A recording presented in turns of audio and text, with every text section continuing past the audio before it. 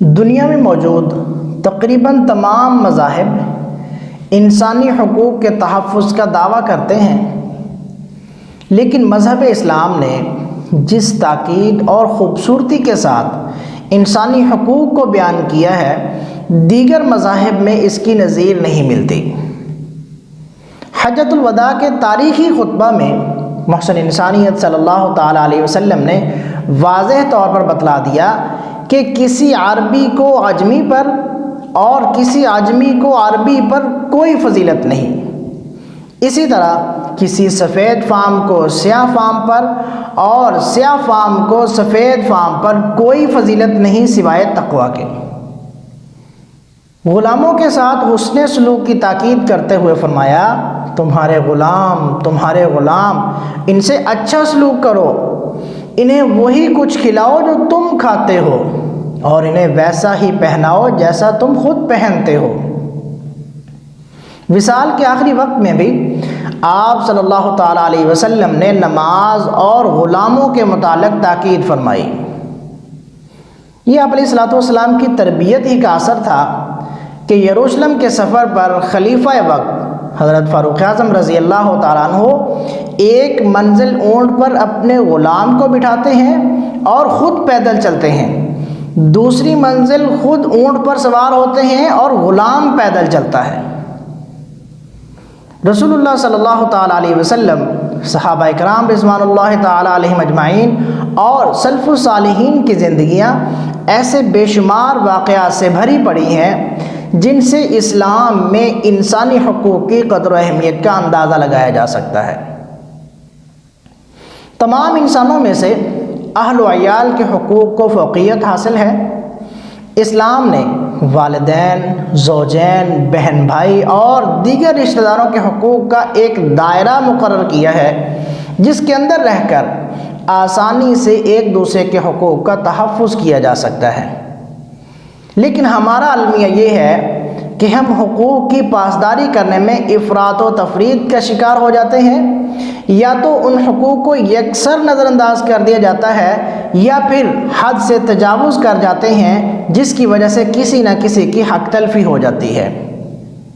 نبی کریم صلی اللہ تعالیٰ علیہ وسلم نے فرمایا، تم میں سے بہتر وہ ہے جو اپنے اہل و عیال کے لیے بہتر ہو۔ رہبر امت صلی اللہ تعالیٰ علیہ وسلم اور ان کے پیروکاروں نے اسلامی تعلیمات کو اپنے اقوال تک محدود نہیں رکھا بلکہ اس پر عمل بھی کر کے دکھایا۔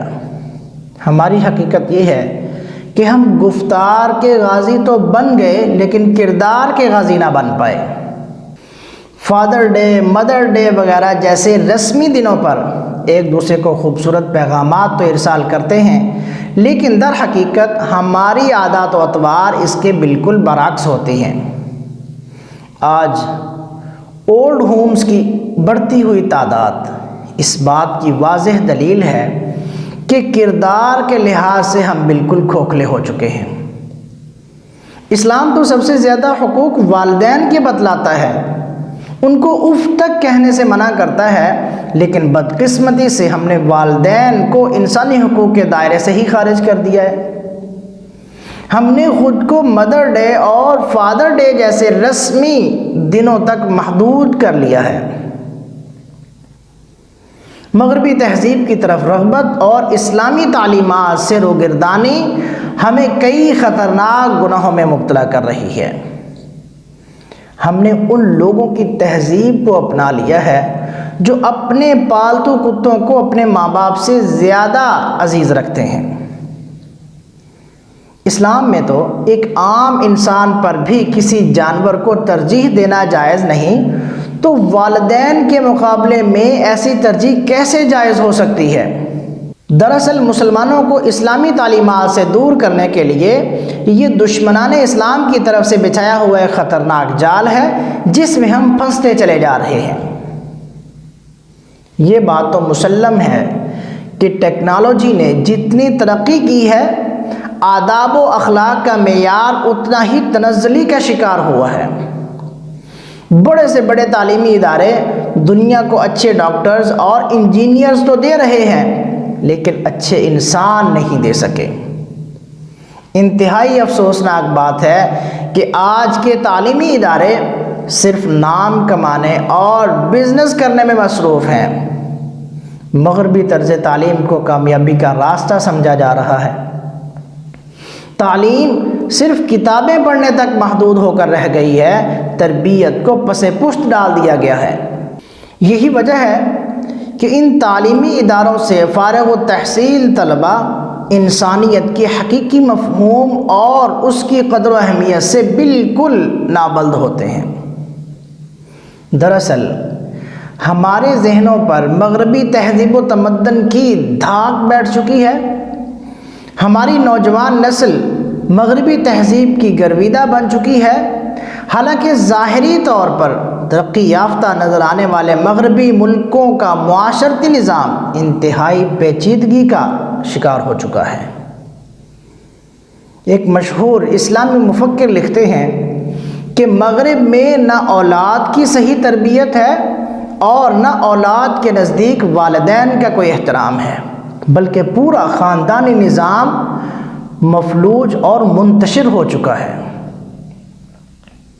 مغرب اپنے دل فریب نعروں سے پوری دنیا کے عوام کو بے وقوف بنانا چاہ رہا ہے۔ پوری دنیا میں مسلمانوں کا خون بہانے والے مغربی ممالک خود کو انسانی حقوق کا علم بردار متعارف کروا رہے ہیں۔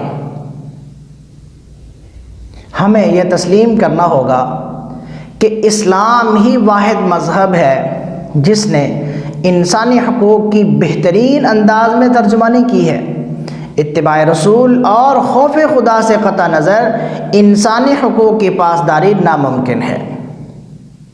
آج انسانی حقوق کے تحفظ کے نام پر انسانیت کا چورن بیچا جا رہا ہے۔